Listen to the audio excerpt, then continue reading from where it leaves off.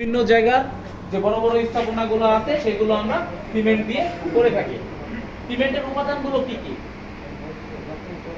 সিমেন্টের মূল উপাদান কি? ক্লিংকার। তারপরে আর কি কি উপাদান আছে? জিপসাম, ফ্লাই অ্যাশ, স্লাগ, আর কিছু নাই। এখন ক্লিংকারটা কি? ক্লিংকারটা হলো একটা চুনাপাথর। চুনাপাথরটাকে আমরা 250 থেকে 300 ডিগ্রি সেলসিয়াস তাপমাত্রা বা 1200 থেকে 1500 ডিগ্রি ফারেনহাইট তাপমাত্রায় বিভিন্ন কেমিক্যাল মিশিয়ে এটাকে ক্লিংকার উৎপাদন করা হয়। এটা হলো সিমেন্টের মূল শক্তি। সিমেন্টের আর যে উপাদানগুলো থাকে, তারপর উপাদানটা কি? জিপসাম। জিপসামটা কি?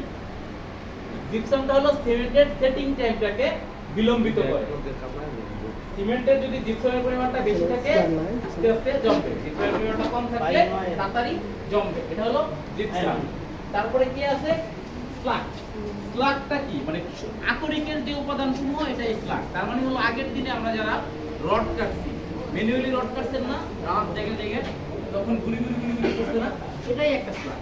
মানে বিভিন্ন খনিজ যে উপাদানগুলো আছে বা ফ্যাক্টরিগুলো আছে ওইখান থেকে এই উপাদানগুলো সংগ্রহ করে এটাই স্লাগ বলা হয়। মানে আকরিক মানে পাথরের বা যে রডের যে গুঁড়াগুলো থাকে এটাই স্লাগ। স্লাগ খুবই শক্তিমান একটা জিনিস, এটা সিমেন্টের শক্তি বৃদ্ধি করে। তারপরে হলো ফ্লাই অ্যাশ। ফ্লাই অ্যাশটা কি আমরা জানি? কালি। হ্যাঁ, কালি না, এটা ছাই বলে। হ্যাঁ, এই ছাইটা কি ছাই? নরমাল যে ছাই এই ছাই না, কিন্তু পারমাণবিক বিদ্যুৎ কেন্দ্র বা কয়লা বিদ্যুৎ কেন্দ্রগুলো আছে ওইখান থেকে যে ছাইটা ওড়ে এটাই হলো ফ্লাই অ্যাশ। এর কয়েকটা গুণাগুণ আছে।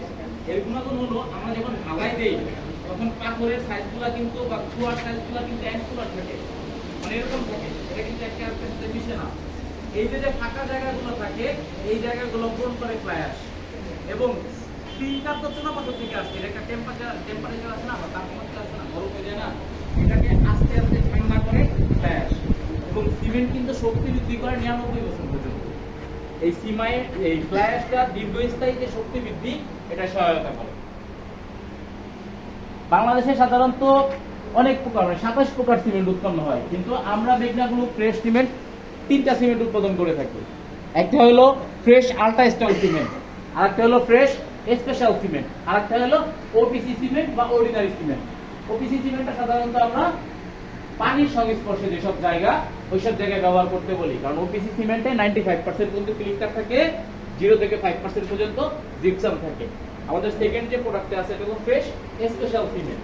ফ্রেশ স্পেশাল সিমেন্টে 80 থেকে 94% পর্যন্ত ক্লিংকার থাকে। লাইমস্টোন, স্লাগ এবং ফ্লাই অ্যাশ এই তিনটা থাকে 6 থেকে 20% পর্যন্ত, আর জিপসাম থাকে 0 থেকে 5% পর্যন্ত। এখন আমাদের হাইলাইট প্রোডাক্ট যেটা এটা হলো ফ্রেশ আল্ট্রা স্ট্রং সিমেন্ট। এটা হলো স্পেশাল সিমেন্ট এবং পিসিসি সিমেন্টের সমন্বয়ে অধিক শক্তিশালী একটা সিমেন্ট।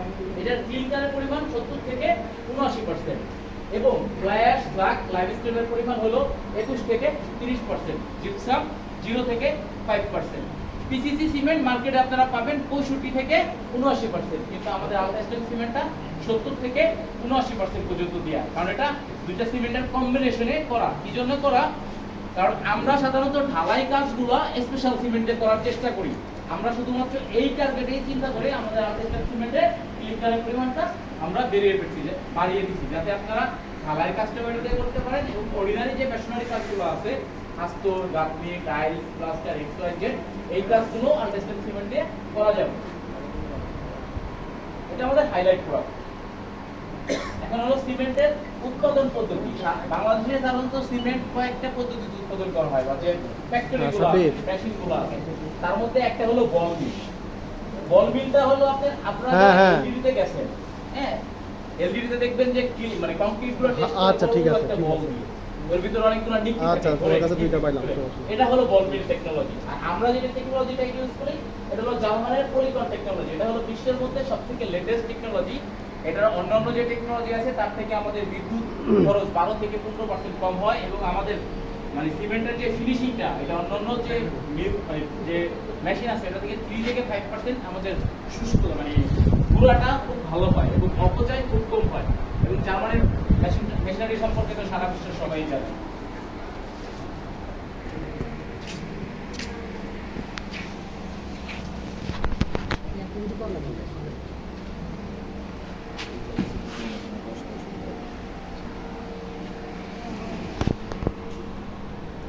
সিমেন্টের হলো পরীক্ষা, সিমেন্টের অনেকগুলো পরীক্ষা এখানে করা যায়, কিন্তু আমরা সাধারণত সাইড থেকে তিনটা পরীক্ষা করতে পারি। একটা হলো সিমেন্টের স্টেজ টেস্ট, মানে 3 দিনে কত আসছে, 7 দিনে কত আসছে, 28 দিনে কত আসছে। আর একটা হলো setting time test, setting time test মানে সিমেন্টটা কত সময়ের মধ্যে জমা হবে, পিসিসি সিমেন্ট কত টাইমের মধ্যে জমা হলো, ওপিসি সিমেন্ট কত টাইমের মধ্যে জমা। আর একটা হলো ফাইন টেস্ট, মানে সাথে নিয়ে আমরা দেখতে পারি এই সিমেন্টের মিহি উপাদান